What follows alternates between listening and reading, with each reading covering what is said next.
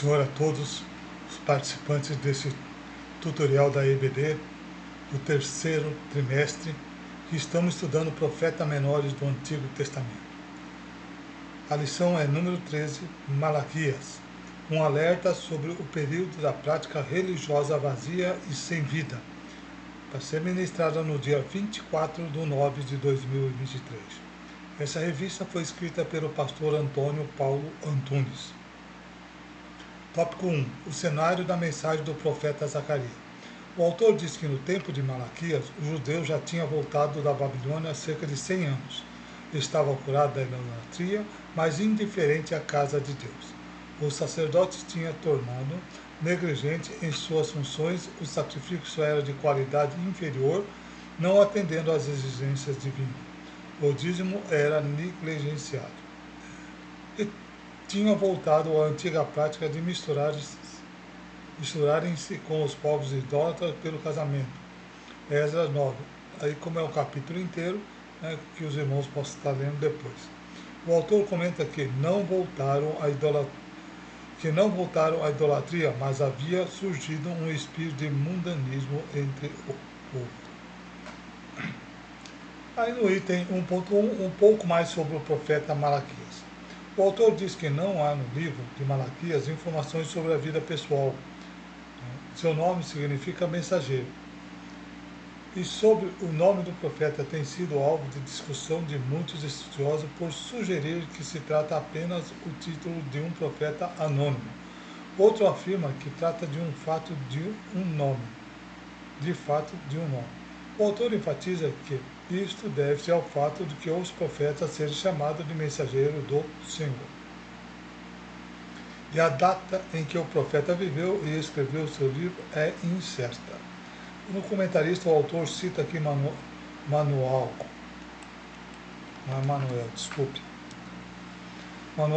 Manuel Bíblico, Entendendo a Bíblia, CPAD 2011, página 239 a 341. Aqui também está errado, deixa eu corrigir. Tá.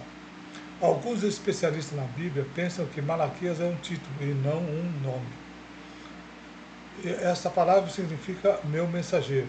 A primeira tradução grega do Antigo Testamento traduzia o termo como título e não um nome. O comentarista aqui diz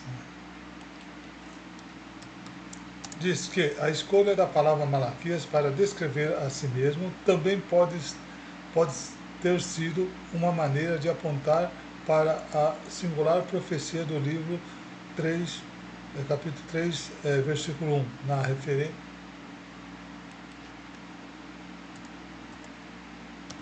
na referência ao profeta que prepararia o caminho para a chegada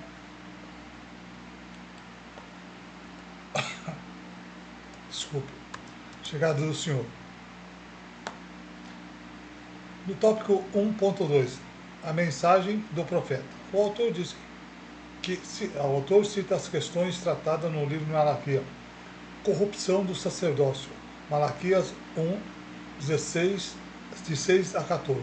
Como vocês veem, é um pouco longo, não vou ler, depois os irmãos possam estar lendo. Porque se eu ler todas as citações longas, aí o tutorial vai ficar muito longo. Acerca do divórcio leviano das esposas israelitas. Tá? Malaquias de 2, 10 a 6. Tá? Da mesma forma aqui. Tá? O casamento misto com mulheres pagãs também foram abordadas no livro de Esdras, de 9, de 1 a 4. Né?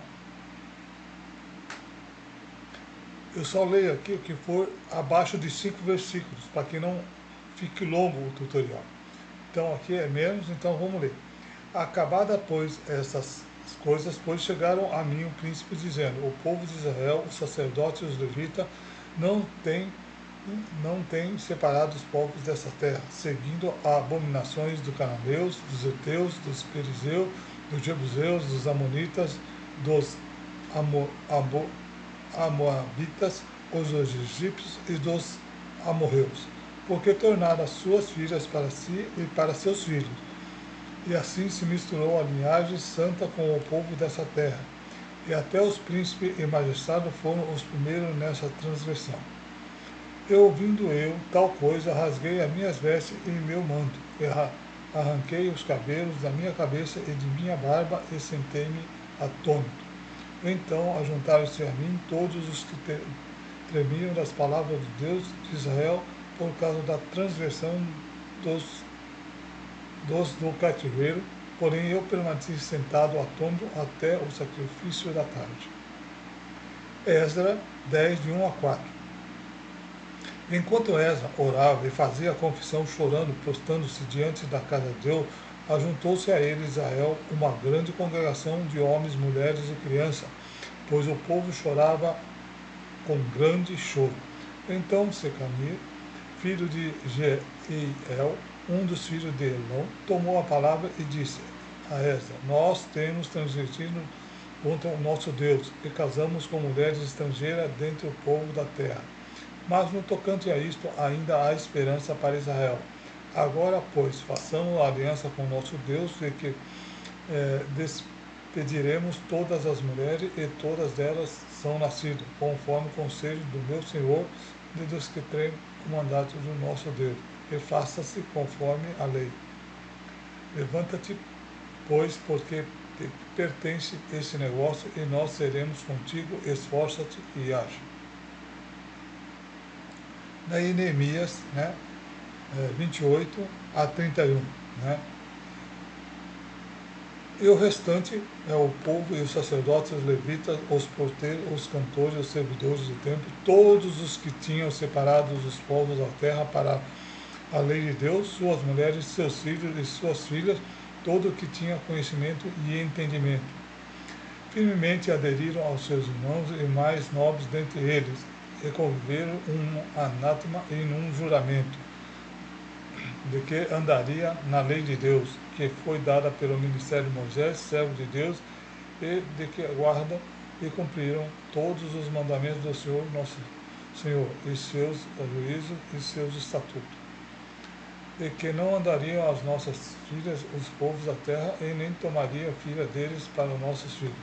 E que, trazendo os povos da terra o dia do sábado, qualquer mercadoria de qualquer grão que vendera, nada comprariam deles do sábado e nem de dia de santificado.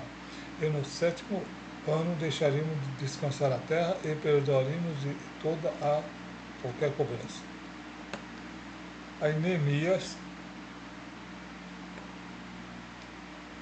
Neemias 10, 14. E também entendi que os quinhões e os levitas não se lidavam à maneira que os levitas e os cantores que faziam a obra tinham fugido, cada um para a sua terra.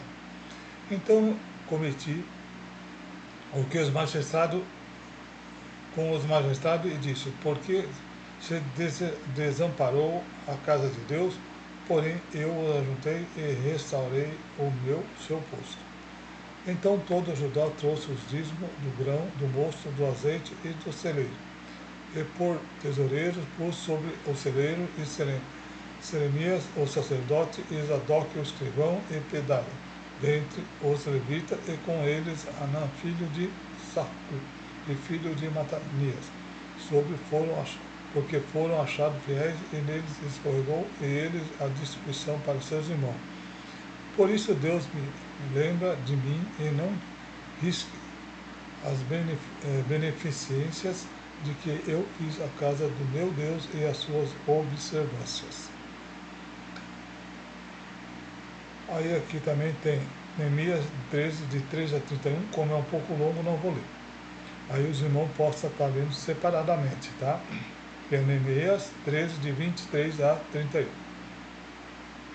O autor cita o manual bíblico CPAD, Introdução ao Estudo do Antigo Testamento, que apresenta Malaquias em sua mensagem e provavelmente tenha exercido seu ministério profético aproximadamente de 450 a 435 a.C. Aí no tópico do comentarista, o autor cita a revista Betel, dominical, segundo trimestre, 1994, Auxílios didáticos ao professor, página 44. Aqui, depois do período de reavivamento, o povo tornou-se frio em matéria de religião e descuidado moralmente. Neemias 10, de 28 a 39. Como é acima de 5 versículos, depois o irmão possa estar lendo separado. O profeta Malaquias veio como reformador, encorajando ao mesmo tempo que está repreendendo. O comentarista alerta ao fato de ao povo de ser hostil a Jeová e corriam o perigo de se tornarem céticos. Aí no item 1.3, Israel e a falta de amor a Deus. O autor diz que Malaquias repreendeu o povo por ter abandonado a lei de Deus e chamado de volta para um relacionamento genuíno com ele e também tentado avivar o espírito nacional entre eles. O profeta denunciou a hipocrisia do sacerdote, alertou sobre casamentos com mulheres de outros povos, a quebra da lei do sábado, a falta de empatia entre seus próprios compatriotas, a negligência com o dízimo, a desobediência à palavra de Deus. O amor de Deus havia esfriado e o culto tornou-se um ritual frio e mecânico. No tópico comentarista, o autor cita o comentário Warren W. Iverson no Antigo Testamento. O povo desobedeceu ao Senhor ao roubar os seus dízimos e ofertas. O Senhor adiou a chuva e estragou a colheita por causa do egoísmo dele. Deus promete abençoar e cuidar dos que são fiéis em seu serviço cristão. Aí é Filipenses 4, de 10 a 9. Como também são 9 versículos, não vou ler.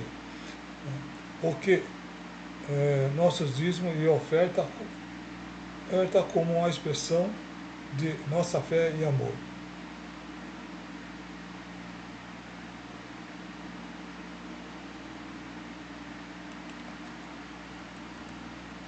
Não é o quê? Que nosso dízimo é oferta como uma expressão de nossa fé. Bem, aqui nós terminamos o tópico número 1. Muito obrigado por assistir. Aguardo todos no tópico número 2, o mensageiro de Deus e o anjo da aliança. Até lá, se Deus assim permitir.